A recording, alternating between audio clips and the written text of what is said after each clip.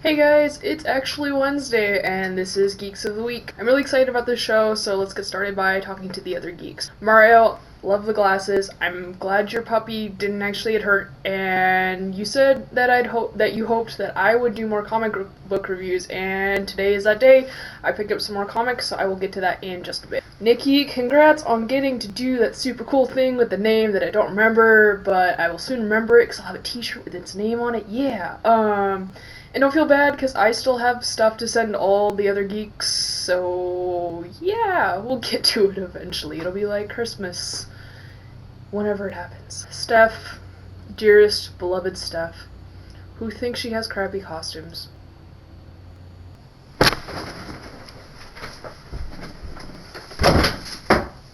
Okay, those feels aside, I want to thank Steph and the rest of the geeks for being genuinely happy for me about my successes at ALA.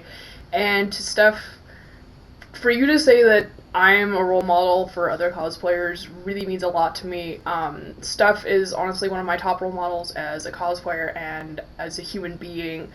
She's a great role model for a lot of other people too. And so if she thinks I'm that cool, then insert gross sobbing here. And Pyro, I like your hat. Hugs. Okay, so comic reviews. I kind of dropped off reading comics for a few weeks, but I picked up a bunch of stuff last week.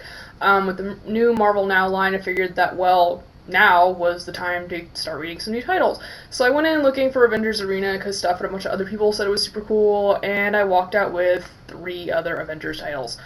I kind of realized that, Avengers is kind of Marvel's cash cow right now, but that many titles seems like overkill.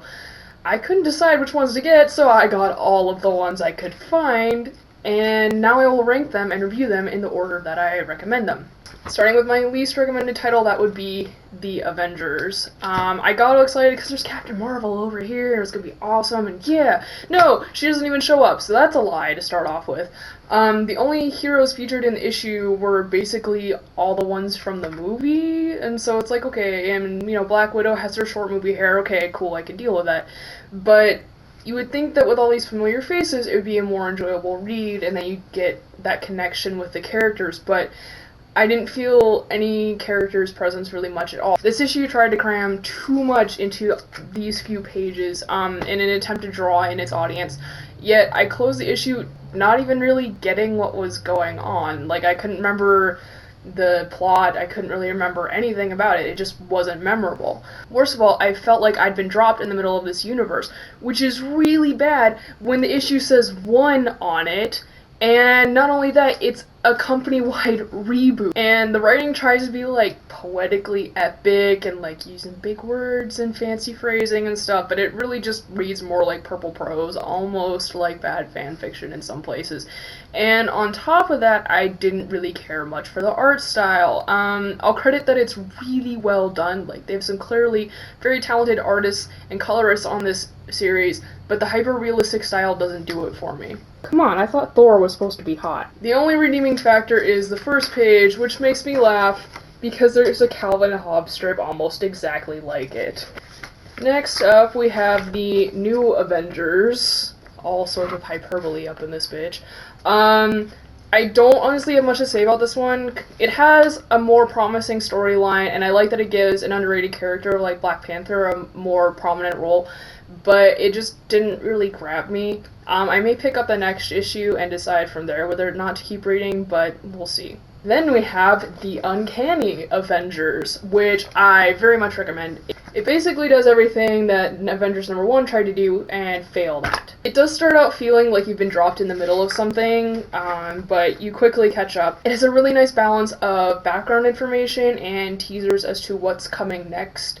And the writing is really great. It's poignant. It actually starts out at a funeral. I won't say whose, but the writing for that part was especially really touching. Most importantly, I can hear each character's individual voice, though it does help that Thor gets his own font when he speaks.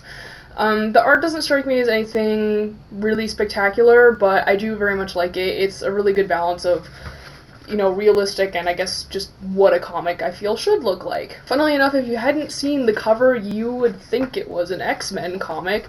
The irony here being that I'm not much of an X-Men fan, but I'll definitely be picking up the next issue as soon as I can. this is excellent. And my most recommended comic is none other than Avengers Arena. Now, if I understand it right, this is a continuation of sorts of Avengers Academy. Yeah, obviously I haven't read that, but fortunately this comic doesn't really expect you to have read it, though I'm sure it would help, and it did make me want to go back and read Avengers Academy, so good job there, Marvel. This issue revolves around Hazmat, who is instantly an intriguing and very likable character, and Arcade, who is an instantly intriguing and dislikable villain. It clearly leads in from another story, but at the same time, this new story is very easy to get into. And out of all the comics I picked up, it was the only one that had an ending that made me go, damn! So while you're out comic shopping this week, definitely get these. There's also this, but that's for next week. Okay, so I kept promising yesterday that I had a super awesome, huge announcement to make, and I guess maybe it's not all that super huge or awesome, but it is to me. Here it is.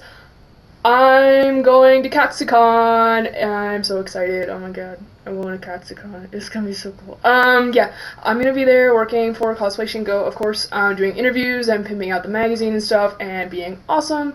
It's going to be my first East Coast con ever! So excited. I get to hang out with my BFF, Barracuda Cosplay, and I get to be in one of my dream cosplay groups with a bunch of girls whose cosplay work I've admired for years, and I'm just kind of like the tiny fangirl in the corner, just going.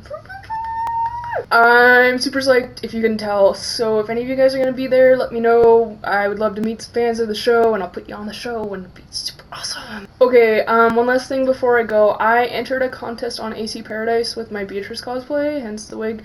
And as you guys probably know, I'm a huge Umineko fan, and Beatrice is actually a really important character to me. So to win this contest, it would be really meaningful to me on a lot of levels, and I also really want the Umineko DVD box set, which is the first prize, so it would be really cool to win.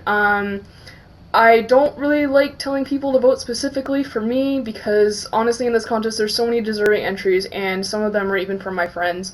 But I will tell you that you get 2 votes, and the link is in the comments.